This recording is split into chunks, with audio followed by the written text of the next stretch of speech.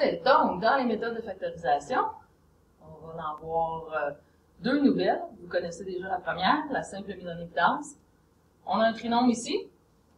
Donc, qu'est-ce qui est commun à tous? Donc, il y a au moins 3y qu'on peut mettre en évidence ici. Donc, il va nous rester 3y2. Ensuite, moins y. Et ici, plus 9. Donc, c'est tout. Donc, on se trouve à avoir deux facteurs. Le facteur 3y et ce trinôme-là qui est un facteur. La deuxième méthode de factorisation qu'on va voir, ça s'appelle la différence de deux carrés. Donc, si on a le terme différence, vous allez devoir avoir besoin d'une différence, donc d'une soustraction dans votre binôme. Donc, ça va toujours être un binôme. Donc, on va commencer par écrire la petite définition. Donc, une différence de deux carrés comporte toujours deux termes.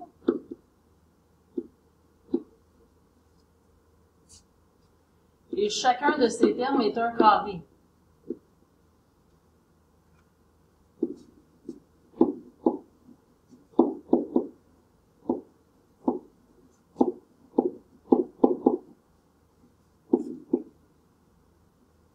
Donc, quand je parle de carré, je parle bien sûr de nombre carré. Donc, par exemple, 9, 16, 25, y à la 2,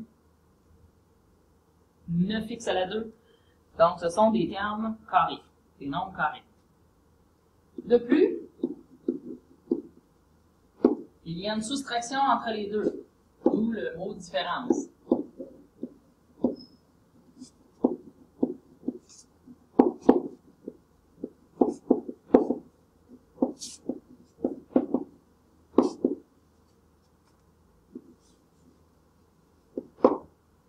Donc, on va avoir un terme au carré, un autre terme au carré, avec une soustraction entre les deux. Donc, ça ici, ça peut être des nombres, ça peut être des variables, ça peut être des parenthèses, ça nous prend quelque chose au carré, moins quelque chose d'autre au carré. Et la façon de le factoriser, c'est juste une loi qu'on applique. Ça va nous donner directement deux facteurs. Un des facteurs va être positif, l'autre va être négatif. Et vous allez faire la racine du premier. Donc, la racine de A au carré donne A. La racine de B au carré donne B. Même chose pour l'autre, la racine de A, la racine de B. Bon, ça se peut qu'à ce moment, vous vous dites « Ah, quoi? » Avec les exemples, là, ça devrait aller mieux. Fait que ça, c'est juste la façon générale de l'appliquer. Si j'arrive ici dans mes exemples, je regarde, est-ce que j'ai une différence de carré? Donc, j'ai une différence de carré, mon premier terme est au carré. 9, c'est un nombre carré. Racine de 9 donne 3. Et la différence entre les deux. Donc, si je veux factoriser ça, ça va me donner deux parenthèses.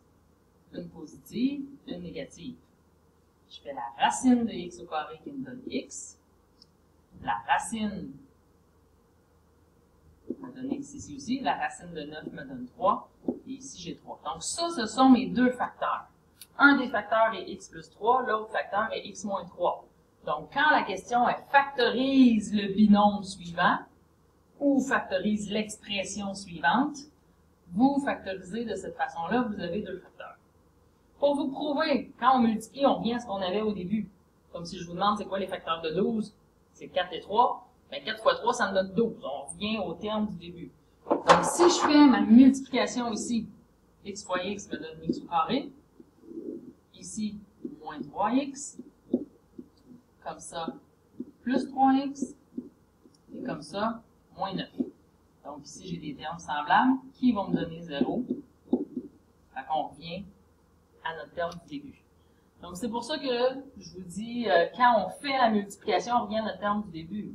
Quand on demande factorise, vous n'avez pas à faire ce calcul-là.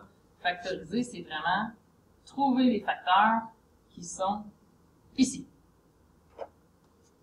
Autre exemple, b au carré moins 16. Donc, vous pouvez mettre ça sur pause, essayer de réfléchir un petit 2 minutes à ce que ça donne. Donc, on va avoir nos deux parenthèses. une positive et une négative. La racine de b au carré donne b. La racine de 16 donne 4. Comme ça, ce sont mes deux facteurs. Ici, deux parenthèses. Une positive et une négative. Qu'est-ce que ça me donne ma racine de 4y2? Donc, ça va me donner juste 2y. Quand on fait la racine de 4y à la 2, là, on fait la racine de chaque terme. Donc, ça me donne 2y. Ensuite, la racine de 5, bien là, ça nous donne un chiffre à virgule qui n'est pas beau. Donc, on peut laisser écrire racine de 5, comme ça. C'est pas incorrect. Puis, vous pouvez aussi mettre le nombre à virgule. Si vous aimez mieux, ça vous aide à comprendre mieux. Je le tolère pour tout de suite. OK. Ensuite, autre différence de carré ici, sauf que cette fois-ci, c'est toute la parenthèse qui est au carré. Donc, il va falloir faire attention à cette petite partie-là. Donc, on a notre différence ici. Donc, on a une parenthèse positive et négative. On peut venir faire la racine de 25 qui nous donne 5, 5.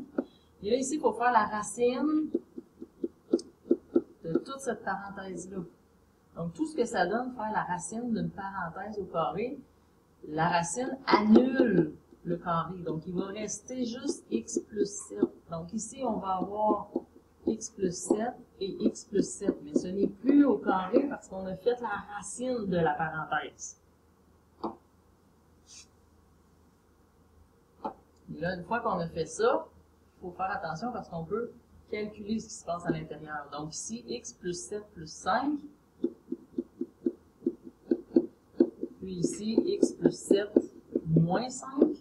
Donc ça va nous donner x plus 12. Et ici, x plus 2.